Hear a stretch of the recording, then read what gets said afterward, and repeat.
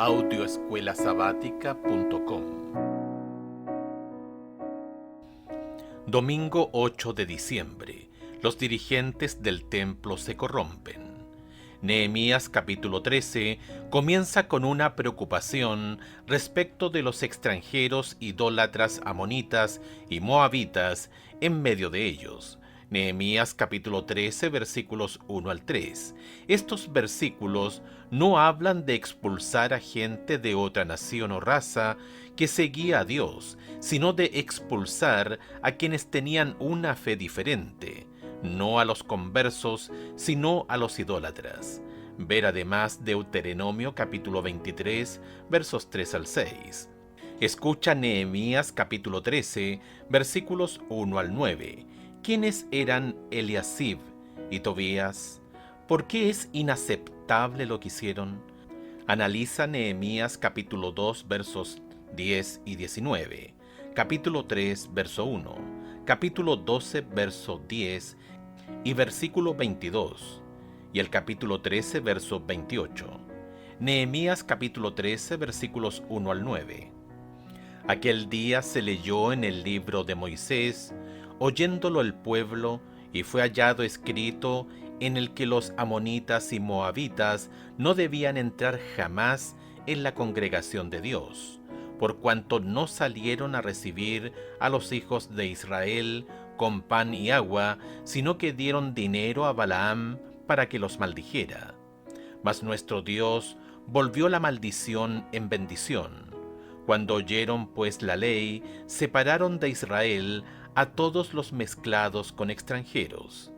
Y antes de esto, el sacerdote Eliasib, siendo jefe de la cámara de la casa de nuestro Dios, había emparentado con Tobías, y le había hecho una gran cámara en la cual guardaban antes las ofrendas, el incienso, los utensilios, el diezmo del grano, del vino y del aceite, que estaba mandado dar a los levitas, a los cantores y a los porteros, y la ofrenda de los sacerdotes.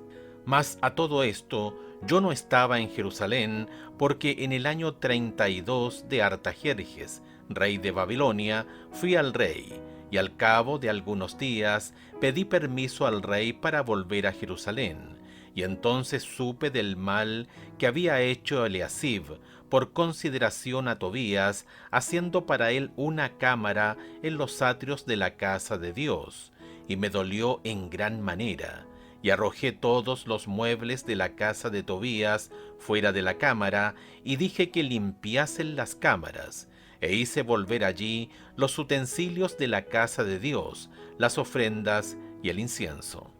Nehemías capítulo 2 versos 10 y 19. Pero oyéndolo, Sanballat horonita y Tobías el siervo amonita, le disgustó en extremo que viniese alguno para procurar el bien de los hijos de Israel. Verso 19. Pero cuando lo oyeron Sanballat horonita, Tobías el siervo amonita y Gesem el árabe, hicieron escarnio de nosotros y nos despreciaron diciendo: ¿Qué es esto que hacéis vosotros? ¿Os rebeláis contra el rey? Nehemías capítulo 3 verso 1. Entonces se levantó el sumo sacerdote Eliasib con sus hermanos los sacerdotes y edificaron la puerta de las ovejas. Ellos arreglaron y levantaron sus puertas hasta la torre de Amea y edificaron hasta la torre de Hananel. Nehemías capítulo 12 versículos 10 y 22. Yeshua engendró a Joacim, y Joacim engendró a Eliasib, y Eliasib engendró a Joida. Los levitas en días de Eliasib, de Joida, de Jonatán y de Jadúa fueron inscritos por jefes de familias, también los sacerdotes hasta el reinado de Darío de Persa. Nehemías capítulo 13 verso 28.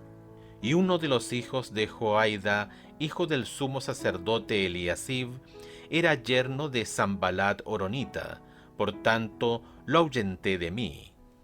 Tanto Eliasib como Tobías son figuras conocidas en el libro de Nehemías. Eliasib era el sumo sacerdote de la nación y también estaba a cargo del templo. Se menciona a Tobías como el enemigo amonita de Nehemías que se opuso vehementemente a su trabajo en Jerusalén. La alianza de Eliasib y Tobías sugiere una relación establecida a través del matrimonio.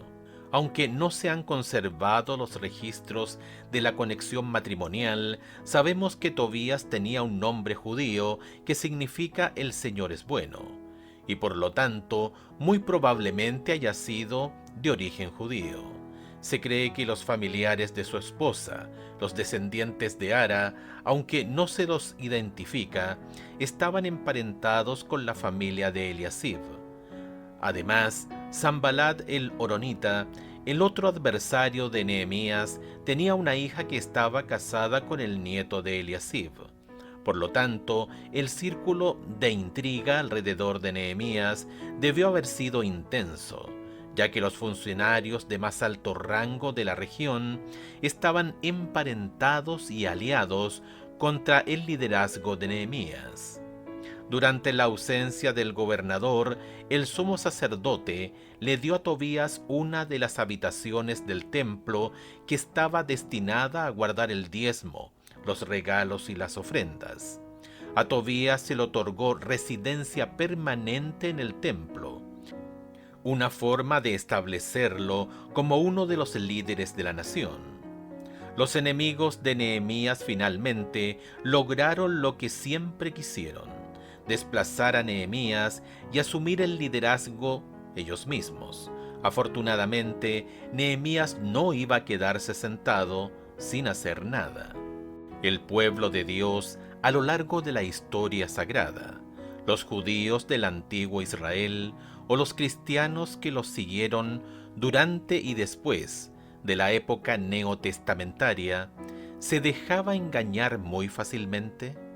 ¿Cómo podemos evitar sus errores?